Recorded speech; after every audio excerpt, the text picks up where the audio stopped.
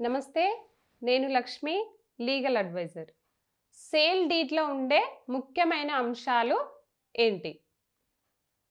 Section 54 of transfer of property act ప్రకారంగా sale డీడ్లో ఉండే ముఖ్యమైన అంశాలు ఏంటంటే, 100 రూపాయల విలువ గల బాండ్ పేపర్పై సేల్ డీడ్ రిజిస్ట్రేషన్ చేయించుకోవాలి.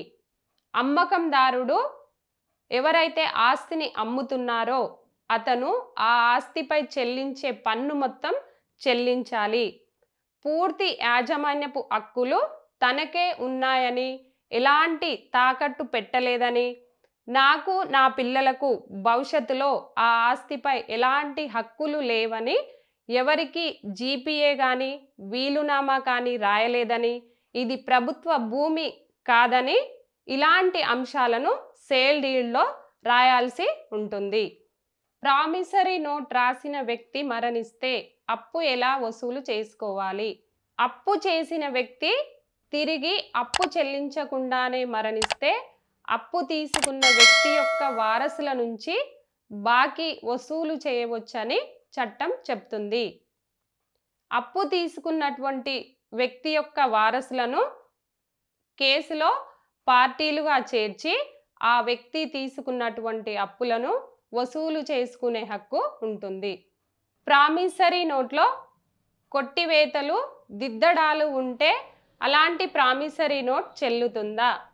ప్రామిసరీ నోటు ఒకసారి రాసి ఇచ్చిన తర్వాత అప్పు తీసుకున్న వ్యక్తి అనుమతి లేకుండా ఆ ప్రామిసరీ నోట్లో మార్పులు చేర్పులు చేస్తే ఎన్ఐ యాక్ట్ సెక్షన్ 87 ప్రకారంగా ఆ ప్రామిసరీ నోటు చెల్లదు.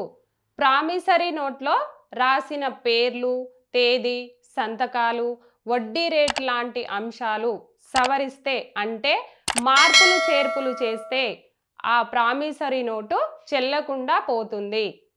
హక్కులు లేనప్పుడు అగ్రిమెంట్ చేస్తే హక్కులు వచ్చాక రిజిస్ట్రేషన్ చేయవచ్చా?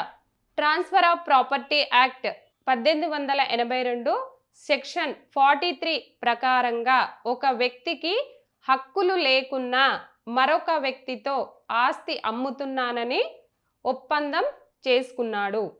ఒప్పందం చేసుకున్న తర్వాత నిజంగానే ఆ వ్యక్తికి ఆ ఆస్తిపై పూర్తి హక్కులు వచ్చాయి. కావున ఆ ఒప్పందం ప్రకారం ఆ వ్యక్తి ఆ ఆస్తిని బదలాయించవచ్చు, అంటే రిజిస్ట్రేషన్ చేసే హక్కు ఆ వ్యక్తికి ఉంటుంది.